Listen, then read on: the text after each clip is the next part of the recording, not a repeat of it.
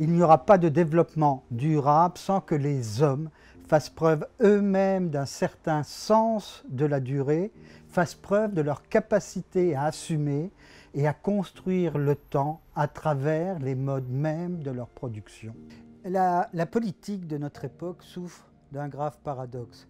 Jamais un objectif n'a connu un si grand consensus que l'écologie et la protection de l'environnement, mais jamais non plus un tel consensus n'a produit si peu de résultats. En témoigne la réduction de la biodiversité, la progression inexorable du réchauffement climatique, l'usage de plus en plus répandu dans l'agriculture des pesticides et des engrais de synthèse. Les hommes sont-ils devenus si impuissants que, même d'accord, ils ne puissent réussir? On peine à intégrer l'écologie au système économique et productif.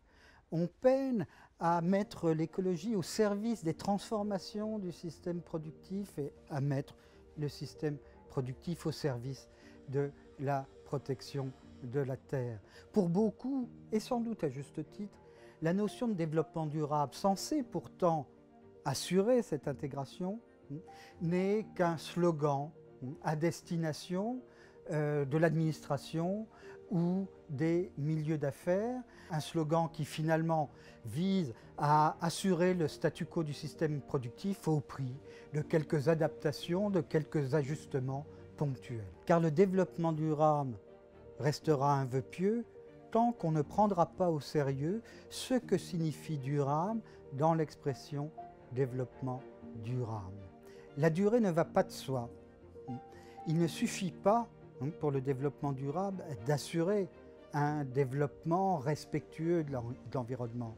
Il faut donc penser l'économie, et c'est la tâche même de mon livre Durée, penser l'économie en dehors de ces logiques du court terme, penser en particulier ses principaux facteurs de production, le capital, le travail, la technique, sous le couvert du temps, au service de la construction de la durée.